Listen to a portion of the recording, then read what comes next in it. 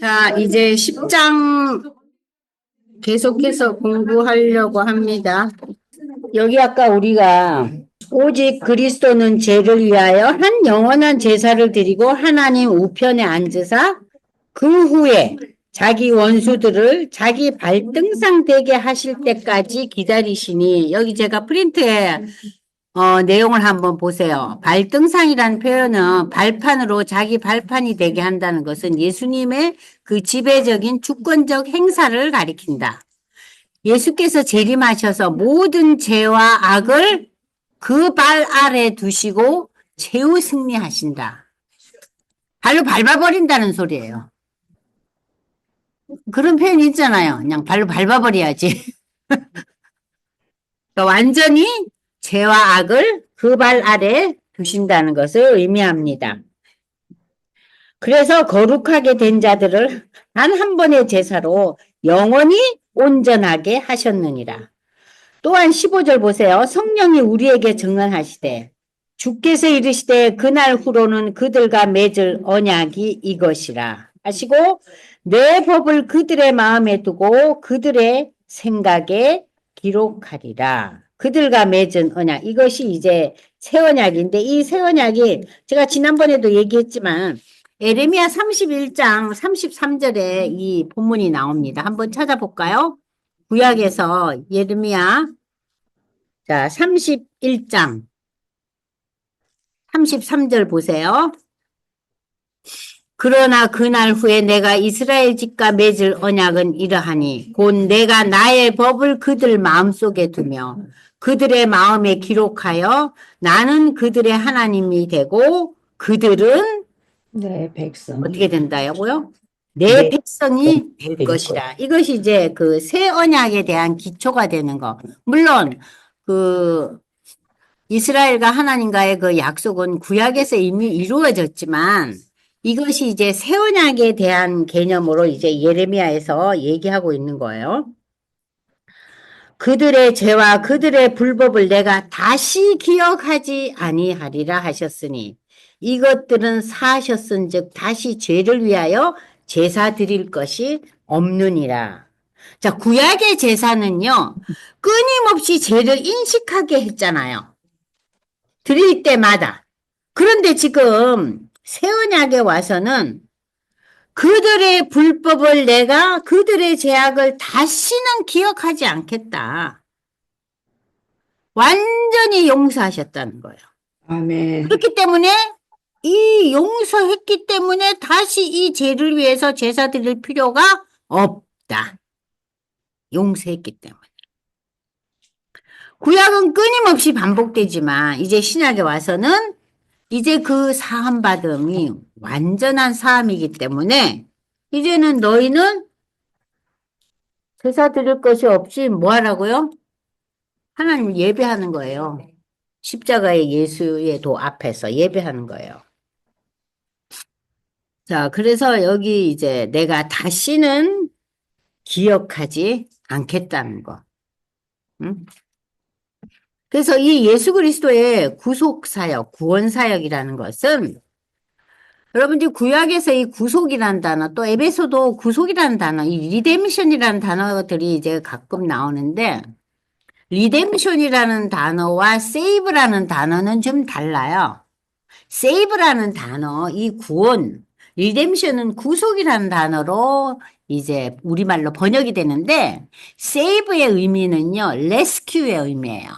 물에 빠진 자를 건져내는 것이 세이브, 레스큐의 의미예요. 그러면은 리뎀션의 의미는 뭐냐? 몸값을 대신 치러주는 거예요. 몸값을 치러주는 거예요. 그러니까 노예를 사잖아요. 그러면 그 몸값을 치러주죠.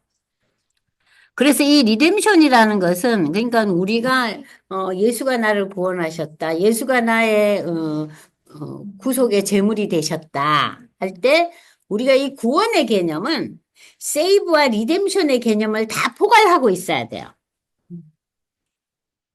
물에 빠진 나를 건져주셨어요. 또 내 죄의 대가를 하나님이 아들을 죽이시기까지 하면서 죄값을 치루었다. 그러니까 이 구약에서 저기 뭐예요. 형수가 자기 남편이 죽었을 때 그 시동생하고 다시 결혼하게 하는 제도 있었잖아요. 그죠? 그게 뭐냐면은 그 남편이 죽고 난 뒤에 그 형수하고 결혼하는 게 그게 말이 되는 소리예요?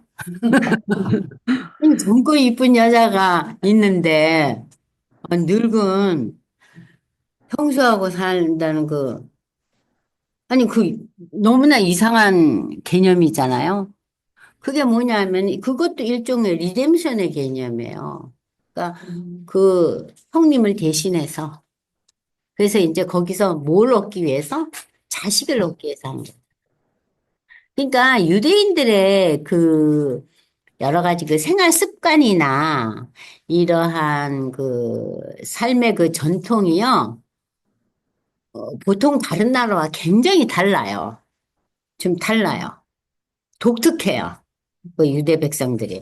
그래서 이 유대 백성들이 이방인들과 잘 대더렁을 못해요. 잘 못하잖아요.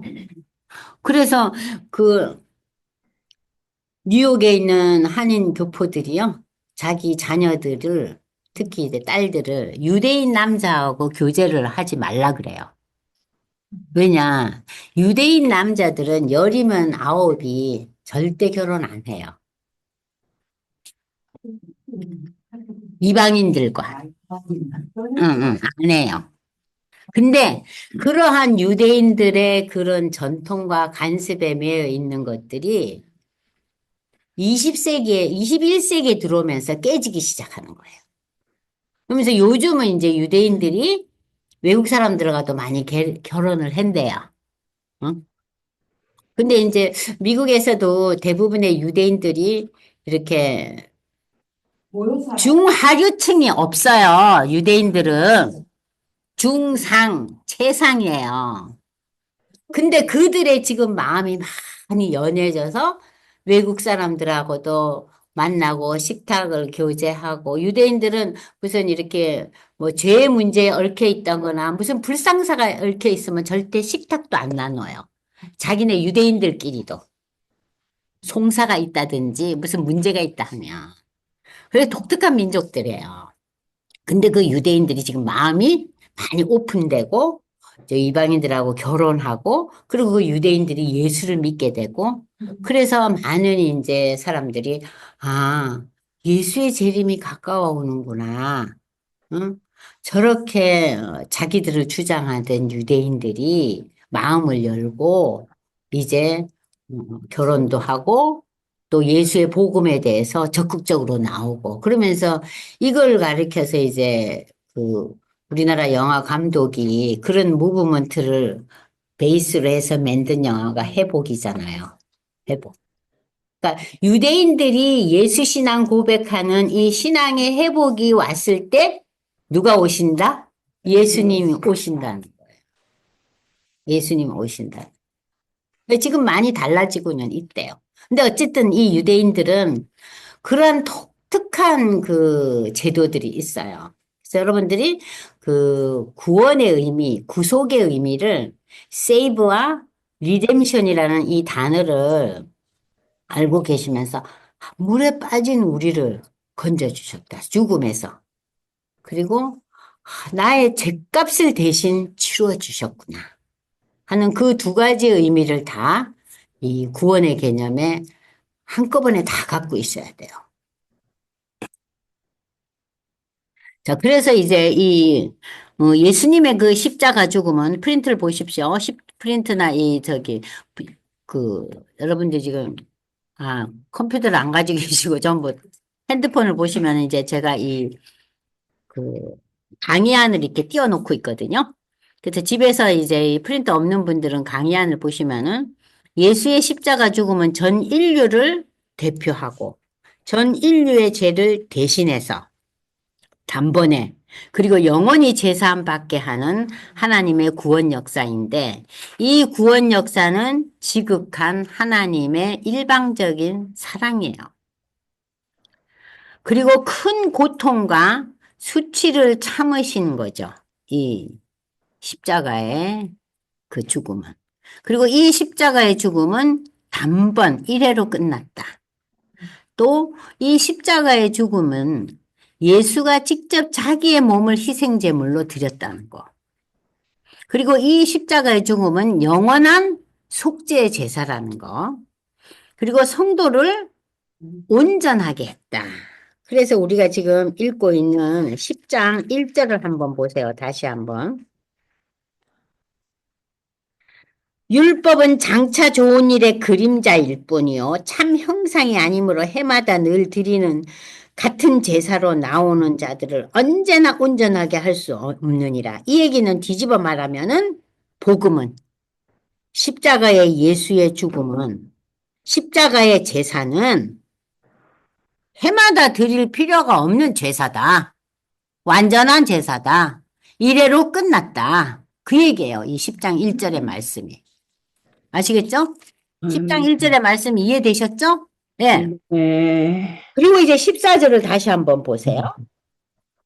그가 거룩하게 된 자들을 한 번의 제사로 영원히 온전하게 하였느니라. 10장 14절. 십자가의 예수의 제사는 한 번의 제사로 거룩하게 된 자, 예수 믿은 자들로 하여금 영원히 온전하게 하였느니라. 원을 성취시켰다는 얘기입니다. 아멘. 그 다음에 이 예수의 십자가의 죽음은 창조 본래의 상태로 회복시켰다. 우리가 창조 당시에는 우리는 어떤 상황이었어요? 하나님 보시기에 좋았던 존재들이에요.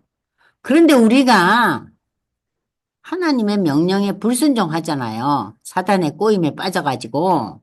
응? 그래서 우리가 그 아름다운 에덴에서 내쫓김을 당했잖아요. 그런데 이 예수의 십자가의 제사에 대한 이 신앙 고백을 통해서 우리가 고린도후서 5장 17절에 뭐라 그래요? 우리가 새로운 피조물이 됐다. 누구 안에서? 예수의 십자가 공로 안에서. 죄인에서 의인이 되었다. 우리가 다시 하나님과의 관계가 화목의 관계로 회복되었다. 그러니까 이 십자가의 제사가 이 모든 것을 다 소화시킨 거예요. 그리고 이제 19절부터 이제 다시 새로운 챕터로 시작됩니다. 자, 그러면은 우리가 그 믿는 믿음의 도리에 대해서 다시 한번 히브리서 기자는 이러한 우리의 그 신앙 고백 위에서 내 죄가 완전히 사함받았다는 이 감격적인 그 신앙 가운데서 그러므로 형제들아 우리가 예수의 피를 힘입어 성소에 들어갈 담력을 얻었네. 이 성소라는 것은요 하나님을 가리키는 거예요. 하나님. 손으로 만든 성소가 아니라 하늘 성소. 네? 이제 예수의 십자가의 공로로 우리가 누구와 만나고 누구에게 의지하고 누구에게 기도할 수 있는 능력을 부여받았어요. 아멘. 예수의 피로서 우리가 하나님 전에 나갈 수 있게 되었다. 그러니까 우리가 기도하고 난 뒤에 맨 마지막에 뭐라고 기도합니까? 예수님 이름. 예수님 이름으로 기도. 그 길은 우리를 위하여 휘장 가운데로 열어놓으신 새로운 살 길이요. 휘장은 곧 그의 육체니라. 여러분들 휘장이란 단어 아시죠? 예? 지성소에 들어가려면은 성소와 지성소 사이에 휘장이 있었잖아요. 네, 그 십자가에 예수님이 돌아가실 때 이 휘장이 위에서부터 아래로 찢어지죠. 아래에서 위로 찢어진 게 아니에요. 위에서 아래로. 그건 뭐냐? 하나님이 찢으신 거예요. 아시겠죠? 위에서 찢어진 거예요. 그러면서 누구나 그 지성소에 들어갈 수 있게 한 거예요. 누구 공로로? 예수의 공로로. 예, 예수의 십자가의 공로로 이제 그 휘장이 없어져 버렸어요. 우리 모두가 다 제사장이 될 수 있는 거예요. 그잖아요? 자, 그래서 우리가 새로운 살 길을 곧 그의 육체니라. 예수의 십자가의 죽음이 우리에게 새로운 살 길을 제시한 거죠. 또 하나님의 집 다스리는 큰 제사장이 계심에, 여기 또 큰 제사장 나오죠. 큰 제사장이 계심에, 예수님이 계심에, 우리가 마음의 뿌림을 받아 악한 양심으로부터 벗어나고, 여러분 여기 악한 양심이라는 단어가 나와요. 악한 양심. 이 악한 양심이 뭐예요? 선악과를 따먹은 게 악한 양심이죠. 예? 인간은 본래 하나님이 주신 양심의 법이 있었잖아요. 그런데 그 양심의 법에 뭐가 가미됐어요? 하나님 되고 싶어 하는 악한 양심. 그래서 어떤 의미에서 때로는 도덕과 윤리가 하나님 앞에서는 악한 양심의 역할을 할 수도 있어요. 다 그렇진 않지만 간혹 때로는. 그래서 복음을 전하고 전도할 때 제일 어려운 분들이 선량하고 도덕적인 분들이에요. 그죠? 포악하고 지멋대로 구는 사람들은요, 자신의 문제와 죄에 대한 인식이 있어요. 뭔가 죄송해하고. 그죠? 물론 뭐 그렇지 않으면 정말 포악한 사람도 있지만, 그런데 선량하고 도덕적이고 윤리적이고 남의 어려움에 대해서 동참하기 좋아하고 이런 분들이 예수 신앙 고백하는 데 있어서는 때로는 너무 완악해요. 절대 인정을 안 해요. 그리고 신앙 고백을 안 해요. 그 대표적인 인물 하나가 알버트 슈바이저예요. 슈바이저는 50년 동안 아프리카에서 정말 엄청난 헌신을 했지만 예수의 십자가의 공로로 의지해서 우리가 죄인에서 의인되고 하나님의 자녀가 되고 하나님 나라를 상속받는다는 신앙 고백은 하지 않았어요. 그게 그 사람의 신학의 문제점이지만 우리가 평소에 볼 때는 얼마나 아름다운 분이에요. 그러나 신앙 고백은 하지 않았어요. 너무 안타깝죠. 근데 지금 많은 우리 주위의 분들 중에서 정말 이웃에 대한 배려함과 참 예수 믿는 사람보다 훨씬 더 선량하고 좋은 분들이 있지만 기독교 신앙에 대해서 아주 배타적인 분들이 있어요. 그게 뭐예요? 악한 양심. 악한 양심. 왜냐? 하나님에 대한 마음이 없기 때문에. 근데 성경은 악을 어디로 규정해요? 하나님의 실존을 인정하느냐? 하나님이 우리의 죄를 위해서 십자가 예수를 보내시고 구원의 역사를 성취시켰다는 것에 대한 신앙 고백이 없는 것. 그걸 성경은 악으로 규정하고 있어요. 그럼 선은 뭐냐? 예수님. 성경이 제시하는 선은 우리의 그 십자가 신앙 고백의 열매로 우리가 세상을 향해서 나누고 베푸는 것이 선이에요. 그게 세상의 선과 다른 점이에요.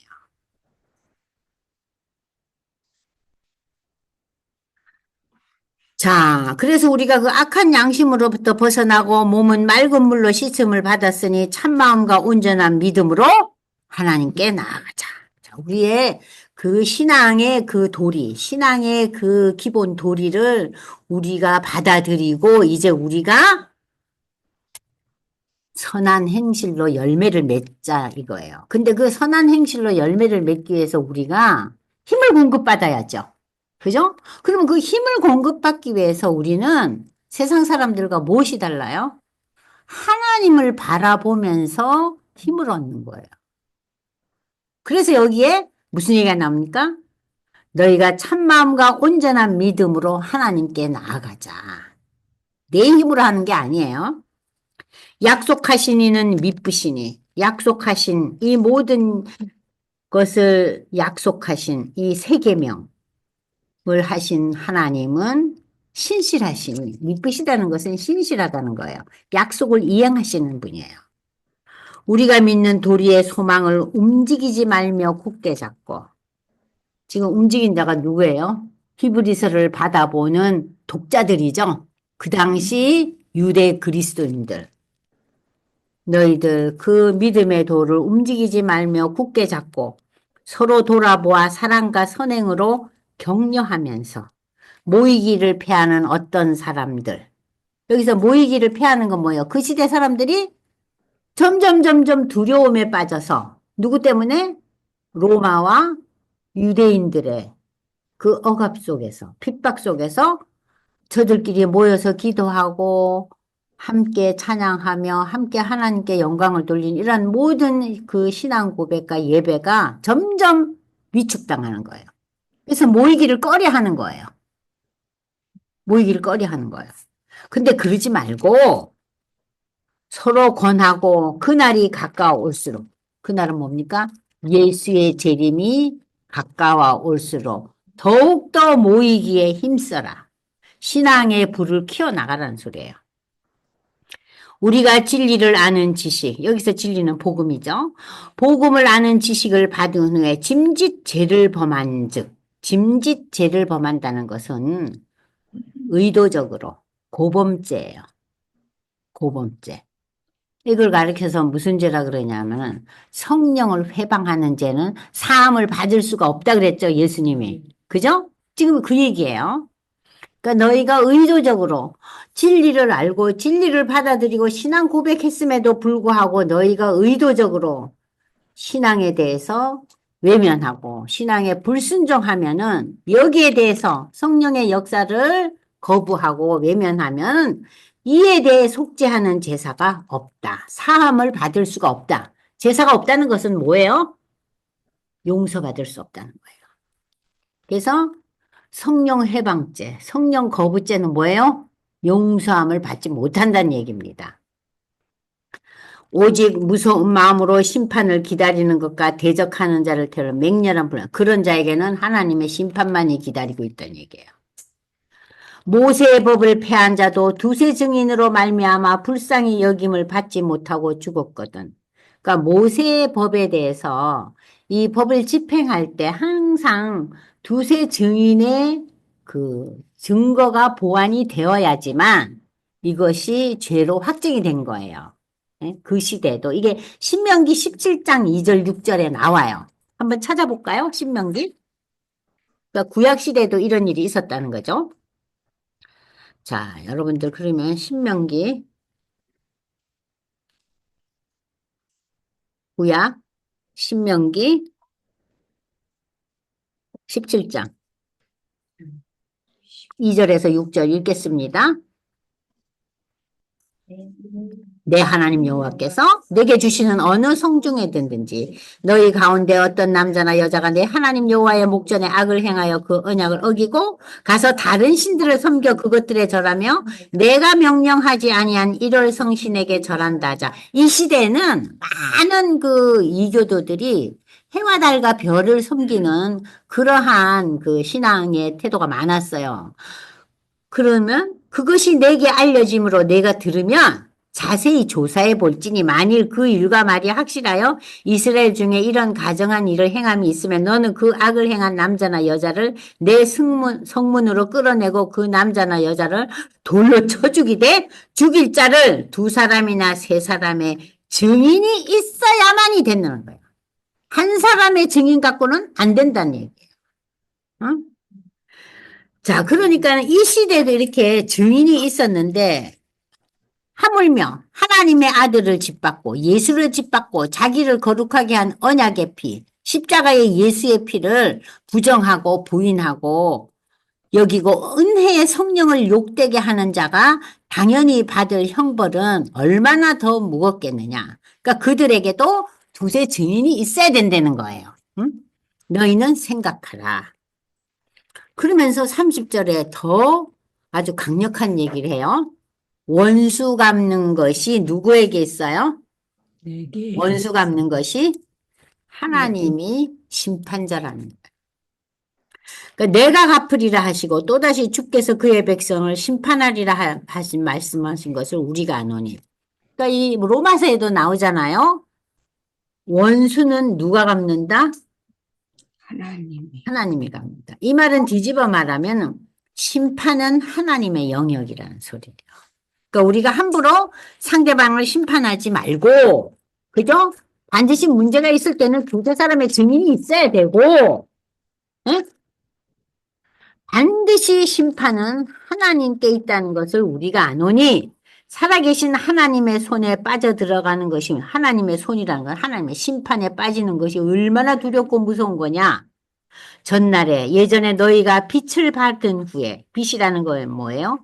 복음의 빛을 받아들이고 신앙인이 된 후에 고난의 큰 어려움을 견뎌낸 지난날을 너희가 해고해봐라. 응?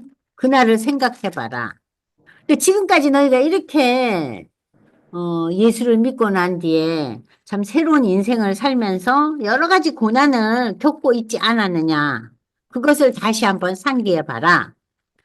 또는 비방과 환난으로서 사람에게 구경거리가 되고 혹은 이런 형편에 있는 자들과 사귀는 자가 되었으니 내가 직접적으로 큰 어려움이나 또는 그 환난의 그 엄청난 그 고난 속에 있지 않는다 할지라도 그런 고난을 겪은 자들이 우리 그 믿음의 성도들의 교제를 통해서 알게 돼서 듣고 있잖아요. 그죠? 본인이 뭐 겪지 못했다 해도. 그걸 생각해 보라. 응? 너희가 갇힌 자를 동정하고 너희 소유를 빼앗기는 것도 기쁘게 당한 것은 더 낫고 영구한 소유가 있는 줄 압니다. 이 당시에는요, 신앙의 핍박이라는 것은 가진 것도 빼앗겼어요. 당시 로마법은 재산을 몰수하는 형벌이 있었어요. 그래서 초대교회 성대들도 아마 박해 가운데서 재산을 빼앗김을 당하는 그러한 그 어려움을 겪었을 거라는 얘기예요.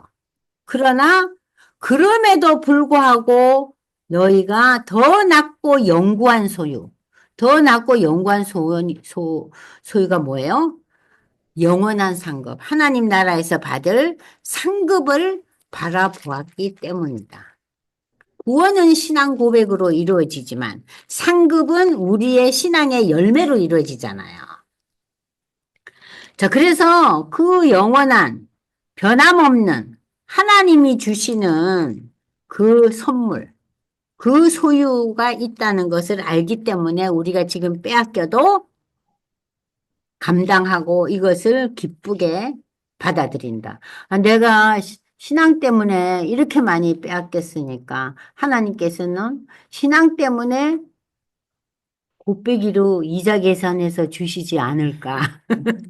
그게 상급받는 구원이죠. 그죠? 그러므로 유대 그리스도인들아, 너희 담대함을 버리지 말라. 이것이 큰 상을 얻게 될 거다. 너희에게 인내가 필요하면 너희가 하나님의 뜻을 행한 후에, 하나님 뜻이 뭐예요? 그러니까 십자가의 예수를 신앙 고백하면서 겪는 여러 가지 어려움도 담대하게 받아들이는 거죠. 담대하게 받아들이면서, 응? 너희가 인내가 필요하면 하나님의 뜻을 행한 후에 약속을 하신 것을 받기 위함이다. 그러니까 인내하지 않고 이거를 보둥거리다가 내팽개치면 어때요? 상을 못 받는다는 얘기예요. 상을 못 받는다는 거예요. 다 차려놓은 밥상을 못 먹는 거예요. 구경만 하는 거예요. 잠시 잠깐 후면 오실이. 참 표현이 재밌죠? 잠시 잠깐 후면. 오실이 예수가 재림하시리니 그분은 결코 지체하지 아니한다. 여기서 지체하지 않는다는 의미는요. 연기하다 그런 의미가 아니에요.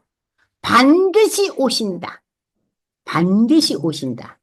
지체하지 아니하신다는 의미는 그분은 반드시 오신다. 예수의 재림은 여러분들 사도행전 1장에 나오잖아요. 어? 천사들이 그 모인 무리에게 뭐라 그래요? 너희가 왜 이렇게 머뭇거리고 있느냐? 너희가 본 그대로 예수는 오실 것이다. 천사들의 호의와 천사들의 나팔 소리와 함께. 그 얘기 나오잖아요. 사도행전 1장에. 그러면서 이제 이 10장은 믿음에 대한 선포로 마무리를 짓고 11장이 믿음장이 나오는 거예요. 자, 보십시오. 잠시 잠깐 후면 오시리니 지체하지 아니하시리라. 나의 의인은 믿음으로 말미암아 살리라. 또한 뒤로 물러가면 내 마음이 그를 기뻐하지 아니하리라. 나의 의인은 믿음으로 말미암아 살리라는 것은 구약 성경 하박국 2장 3절에서 4절을 이용하고 있는 건데 이게 뭐냐? 자, 하나님에 대한 그 기다림은 결코 헛되지 않고 하나님이 구약 성경을 통해 주신 모든 메시지는 반드시 실현 성취된다. 그러면 여기서 말하니 의인이 되는 조건이 뭐냐? 의인이 되는 조건은 믿음이라는 거예요. 의인이 되는 조건은 수고와 노력과 지혜가 아니에요. 의인이 되는 조건은 믿음이라는 거예요.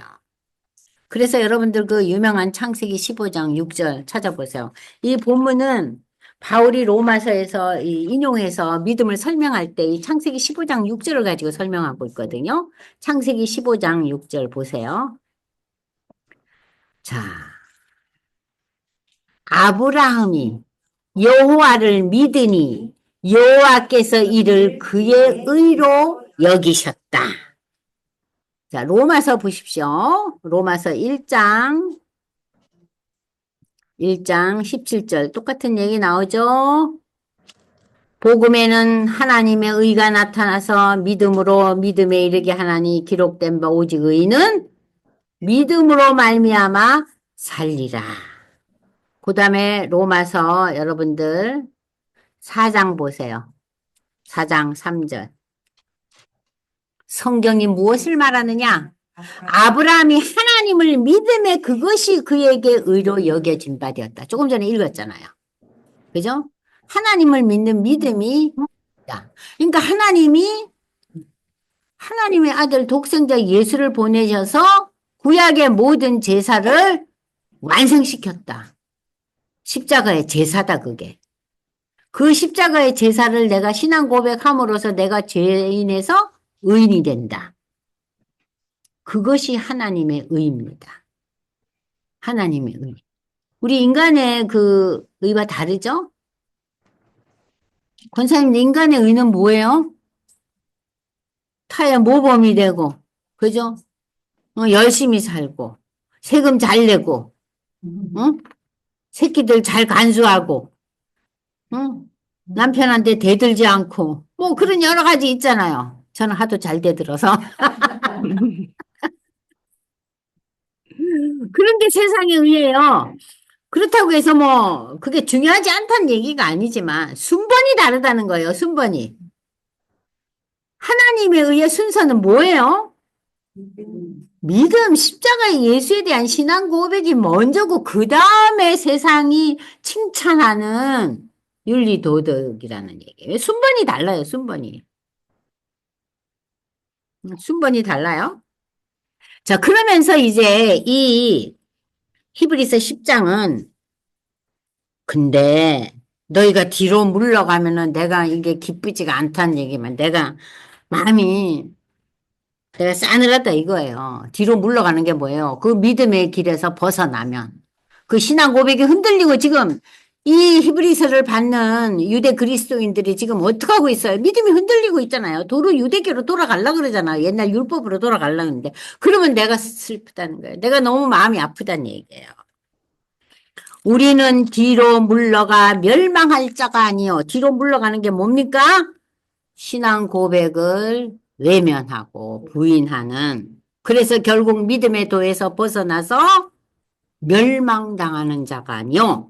오직 영혼을 구원함에 이르는 믿음을 가진 자니라. 아멘. 믿음에 대한 주제. 그러니까는 지금까지 히브리서는 10장까지 구약의 제도와 복음, 십자가의 예수를 비교하면서 이 십자가의 제사가 뭐냐? 우리의 구원을 완성시킨다. 그것을 믿는 믿음으로 너희가 하나님 나라를 소유하고 영원한 상급을 받게 될 수 있는 근거를 이룬다면서 믿음으로 십장이 결론을 지어요. 그러면서 11장에 그 유명한 믿음의 선조들에 대한 내용이 싹 펼쳐지고 있는 거예요. 그러니까 이 히브리서를 쓴 기자가 얼마나 논리적인지 몰라. 구약과 신약을 이야기하고 나중에 결론을 어디다 둬요? 믿음에 둬. 믿음. 그리고 히브리서 맨 마지막은 그 모두를 향해서 축복하며 끝나요. 그러니까 이게 놀라운 서신이에요. 자, 그래서 여기 여러분들 프린트 보세요. 자, 하나님으로부터 의인으로 칭함을 받으려면, 구원을 받으려면 예수 그리스도의 보혈로 제사함 받는 신앙을 고백을 통해서만 이루어진다. 복음을 받아들이고 예수를 나의 구주로 믿는 믿음으로만이 가능하다. 여기에 나의 수고와 노력은 관계가 없어요. 믿음의 결과로서 우리가 수고하고 우리가 애쓰고 노력하는 거죠. 그러면 이 믿음의 기본 그 도는 여러분들 여기 보세요. 첫 번째, 하나님은 천지 만물을 지으셨다. 창조 신앙입니다. 그죠? 그 다음에 임마누엘, 누구를 통해서? 성령을 통해서. 예? 성령 하나님을 통해서 오늘 우리는 힘을 얻고 다시 한번 십자가를 붙들 수 있다는 거. 임마누엘의 신앙. 그 다음에 십자가 신앙. 우리의 구원은 오로지 십자가다. 십자가다. 십자가 없이는 우리는 하나님의 자녀가 될 수가 없다는 이 십자가 신앙. 그리고 우리는 결국 부활할 것이다. 누구처럼? 예수님처럼. 언제? 종말에. 예수님이 재림할 때. 그리고 예수의 재림에 대해서 우리가 소망을 갖고 있는 거. 재림신앙. 예수님이 오시든지 마시든지. 지금 오늘 내가 살아가는 이 시점에서 그게 큰 의미가 없다. 그러면 신앙의 한 축이 어떻게 돼요? 좀 무너지는 거예요. 그러니까 창조와 임마누엘과 십자가와 부활과 재림신앙이라는 이 5개의 카테고리가 축을 이루어서 우리의 신앙을 견고히 붙잡고 끊임없이 하나님께 나아가는 자가 되자. 너가 옛날 걸로 돌아가지 말고 그 얘기예요. 그러면서 11장에서 히브리서 기자는 얘들아, 내가 한 이 얘기를 구체적인 역사 속에서 가르쳐 줄게. 그러면서 신앙의 인물들의 발자취를 더듬는 게 11장이에요. 그러니까 이 히브리서가 놀랍죠. 그죠? 자, 적용과 나눔을 가보겠습니다. 초대교회는 모이기를 힘쓰는 신앙의 공동체를 이뤄서 예루살렘 교회가 엄청나게 축복받고 성장하지만 그들에게 핍박이 임하죠? 그죠? 자, 그러나 그날이 가까울수록 예수의 재림이 다가올수록 어제부터 오늘이 더 가까워졌잖아요? 예수의 재림이 힘써야 하는 이유는 뭐인가? 왜 오늘날 교회는 점점 모이기에 힘쓰지 않는 추세를 보이고 있는가? 영적인 교만과 게으름이다. 아니 뭐 교회 안 가도 집에서 그냥 인터넷으로 예배 드리면 되는 기고 뭘 그렇게 시간을 소비하는가? 그 시간에 내일 더 잘하고 집안일 더 하면 되지. 응? 이렇게 자기 합리화를 시키면서 무슨 몸이 아파갖고 누운 것도 아닌데 아 오늘 좀 피곤하네만 쉬자. 텔레비 탁 켜는 거예요. 응? 이 교만과 게으름이죠. 그리고 또 성경 공부나 교회 모임 등에 대해서 아 가봐야 뭐 별로 볼 것도 없고 배울 것도 없더라. 아유 교인들도 그냥 그려. 응. 그냥 그려. 재미도 없어. 그리고 그들은 세상의 그 지식, 인문학 공부 댕기고, 예? 헬스클럽 가서 운동 열심히 하고, 수영 다니고, 그러고 난 뒤에 애프터가 맛집 아닙니까? 그죠? 근데 뭐 성경 공부하고도 맛집 갈 수 있어요. 그잖아요? 그러니까 또는 뭐 또 젊은 부인들은 또 그 아이들 학구열에 불타가지고 학부모의 모임에 정말 미친 듯이 쏘다니더만, 예? 그런 거 보면 저는 학부모 모임을 한 번도 간 적이 없어요. 뭐 우리 아이들은 뭐 어찌 키웠는지 모르겠어요. 뭐 학부모 모임 가서 내가 할 게 뭐 있나. 총 모임만 한 번 가죠. 그러면 애프터 모임이나 이런 데 한 번도 안 가봤어요. 그 특히 우리 딸은 그래가지고 애들이 학원 저가 좋다 하면은 가고 싶다 하면 가라 그랬어요. 근데 저는 제가 서치한 적은 한 번도 없었거든요. 근데 요즘 엄마들은 애들은 아무것도 몰라. 어느 학원이 어떤지 몰라. 그냥 엄마들이 그냥 눈에 불을 켜고 서치를 하더만. 그게 언제부터? 2살, 3살 영어 유치원부터. 아주 제가 혼비백산할 일이야. 아, 무슨 미쳤다고 2살, 3살짜리를 영어 학원을 몇백만 원씩 주고 보내고. 아이고, 세상이 진짜 와 이러는가 모르겠어요. 그래서 제가 그때 우리 교회에 있었던 유치원이 있었잖아요. 그 교회 유치원에서 애들을 빼가지고 다 영어 유치원 보낸다고 쌩난리가 난 거야. 그래서 제가 길길이 뛰었죠. 학부모들 잡아다가. 그래서 영어 몇 마디 하면 뭐 하려고 그러냐 그랬어. 응? 영어 몇 마디 더 해가지고 뭐 할 거냐고. 그 어린애들이 하는 영어는 중학교 가면 자연으로 배우는 거 아니에요? 전 납득이 안 가는 거. 그게 굉장히 비싸대요. 그리고 그 교사나 거기 가르치는 애들이 정말 그 유아교육을 한 제대로 된 교사인지도 모르겠고. 그러니까 요새 세상이 뒤집어지고 있어요. 아이고, 무시라. 그러니까 이런 것에 더 우리가 흥미로워하는 거예요. 응? 그래서 그냥 지적 욕구나 육체적인 그 유익을 위해서 아주 그냥 마음을 쏟는 거죠. 그리고 또 뭐, 구역 예배 가가지고 마음의 상처를 받았느니 어쩌느니 구역장이 어떠느니 뭐 우리 목자가 어떠느니 지자랑만 한다느니 뭐 어쩌고 저쩌고 하면서 또 가기 싫다 그러고 쌩 난리를 쳐요. 저는 그런 전화 많이 받아봤거든요. 그래서 제가 아니 사람 보면 이런 사람 저런 사람 있잖아요. 왜 그 사람이 모든 그 태도의 결정자가 돼요. 그런 거는 자존심 안 상해요. 제가 그랬어요. 내가 왜 그 한 사람의 태도 때문에 내 태도가 결정돼야 되느냐. 그거 한번 생각해 보시고 결정하세요. 그랬어요. 속으로는 좀 미웠죠. 그랬더니, 네, 알겠습니다. 그러더라고요. 자, 10장, 지금 26절에서 39절까지 우리가 지금 읽어온 이 내용은 기독교 신앙을 버리고 배교하는, 그러니까 성령의 역사를 거부하고 십자가의 신앙 고백에서 돌아서는 이러한 경고의 내용에 대해서 뭐라 그래요? 절대 사함이 없다. 심판만이 기다린다. 그랬잖아요, 지금. 그러면서 맨 마지막에 무엇으로 결론을 줘요? 믿음을 지켜라. 믿음을 지켜라. 배교 돌아서는 것은 너희에게 준비된 것은 심판밖에 없다. 그것은 용서할 수 없다는 죄. 그래서 배교는 하나님의 심판에 이르게 한다. 구원의 대상에서 제외된다.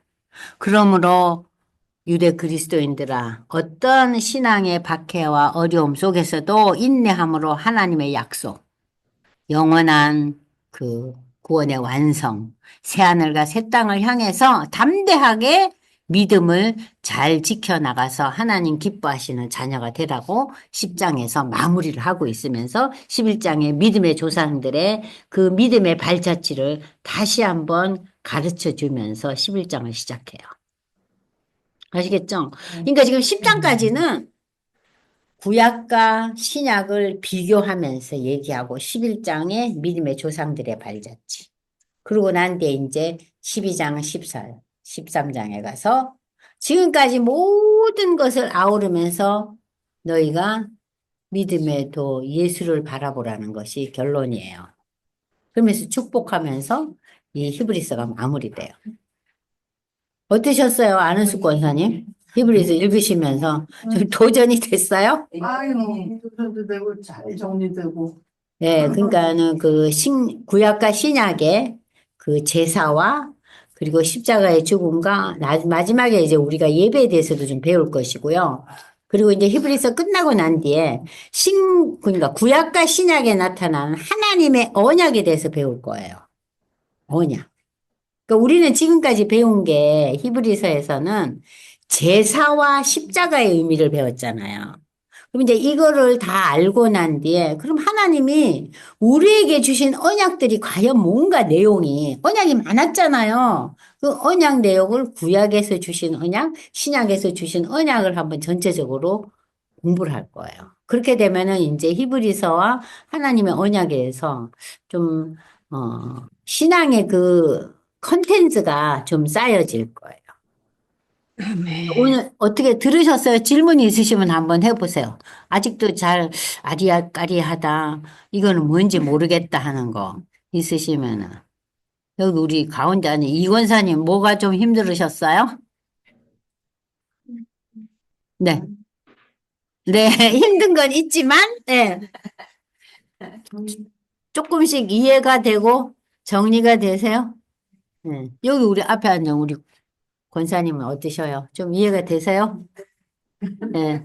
말씀하고는 다르니까. 그렇죠. 설교는 우리의 삶에 대한, 삶의 현장에 대한 북돋움, 그리고 나의 신앙에 대한 다시 한번 돌아봄, 회개와 반성과 결단. 그런 의미가 있죠.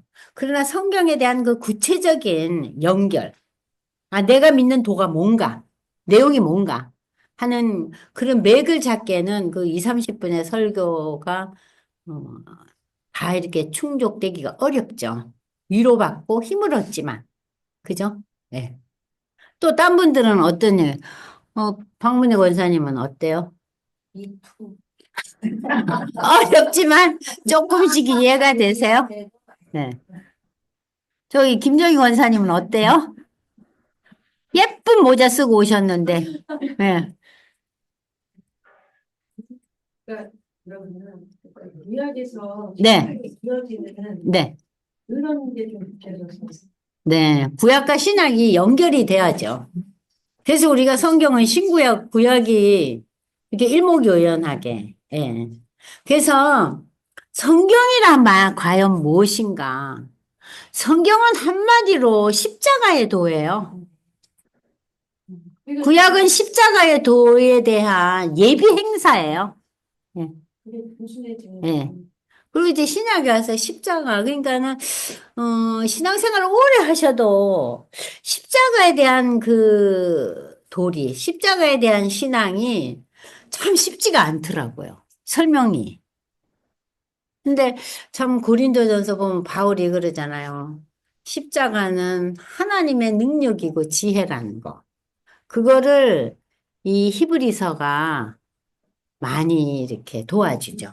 십자가가 하나님의 지혜고 하나님의 능력이라는 것을 히브리서가 많이 설명해 주고 있잖아요. 뭘 바탕으로? 구약을 바탕으로 해서. 기도하고 마치겠습니다. 하나님 아버지 감사합니다. 오늘 저희가 9장과 10장을 읽어보면서 결론적으로 이 신비한 십자가의 도에 대한 믿음으로 이 히브리서 10장은 마무리를 짓고 이제 11장 믿음의 조상들의 발자취를 따라갑니다. 하나님이 이번 학기 히브리서를 읽어가면서 우리가 구약과 신약에 나타난 그 신비한 복음의 그 과정들을 잘 파악해서 하나님을 더 깊이, 더 많이 알아가는 우리 모두 되게 축복해 주시옵소서. 아멘. 하나님, 우리가 지금 참 이 나라가 탄핵 여파로 인해서 많이들 의견이 분분하고 힘들어하는 상황이지만 그 가운데서도 하나님의 놀라운 섭리와 다스림이 있을 줄로 믿습니다. 하나님께서 더 아름다운 것으로 채워주시리라 믿습니다. 우리가 아멘. 대선을 앞두고 있는데 이 모든 정치적인 이 파워 게임도 하나님 앞에서는 아무것도 아님을 다시 한번 우리로 알게 하시고 이 모든 역사가 주님의 구원 역사의 한 걸음이 될 수 있도록 인도하여 주시옵소서. 아멘. 이름으로 감사기도 드려옵나이다. 아멘. 수고하셨습니다.